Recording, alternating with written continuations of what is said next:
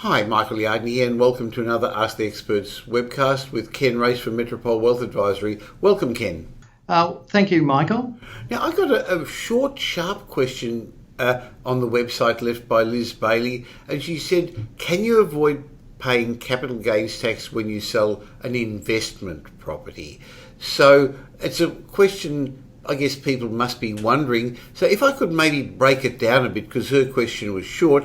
First of all, let's start with the question, what is capital gains tax? So there's a few words in that: capital, gains and tax. So you first have to identify, is it capital? So if you bought an asset, a property, with the intention to keep it and rent it out, then it's capital. Then you look at, did I buy it with the intention to sell it? If that's the case, then it's just normal income tax. And when you sell it, even if it's 10 years later, you will pay the normal tax at your marginal tax rate. So assuming it is capital you bought with the intention to keep, capital gains tax looks at the increase between your purchase price and your net selling price. So you've got to add in all the costs to buy.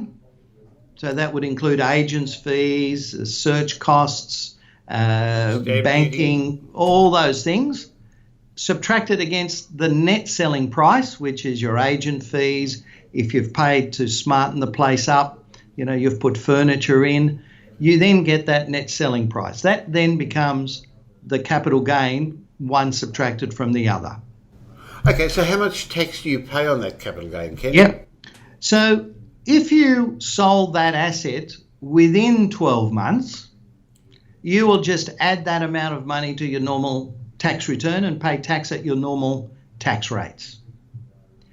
If you had held that asset for more than 12 months, then you get a 50% reduction. So $1,000 capital gain, you get taxed on $500. And the person that gets that money pays tax at their rate. So it's the tax that they pay on that last dollar they're earning. So if there's two people on title, you then split it amongst the two people. Now, we also know that if it's your own home, there's no capital gains tax involved. Is that right, Ken? Look, in normal circumstances, that is correct, but you've got to go one level deeper, because you've got to look at whether you moved into that property the first day after settlement, or whether you had a tenant in there first and then moved in.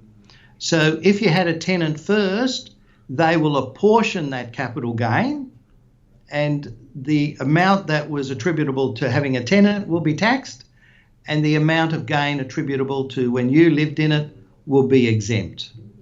So you've just got to be very careful with what happened when I moved in.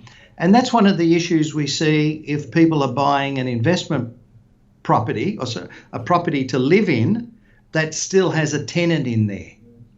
So they might have to wait 2, 3, 4, 5 months to move in. That means you didn't move in as soon as practicable. That means that proportion of time will be taxable later on. So now that you've explained all that, Ken, let's get back to Liz's question. Can you legally avoid paying capital gains tax? So if it's your main home, your primary place of residence, you could pay no tax or substantial reduction based on the time period. However, if it is an investment property, then can I say the short answer is no, but can you reduce it? There are a number of strategies that you could employ to reduce that tax. And they are from simple things like, did you take into account all the costs? A lot of people miss a lot of the costs and therefore have a higher gain and therefore pay a higher tax.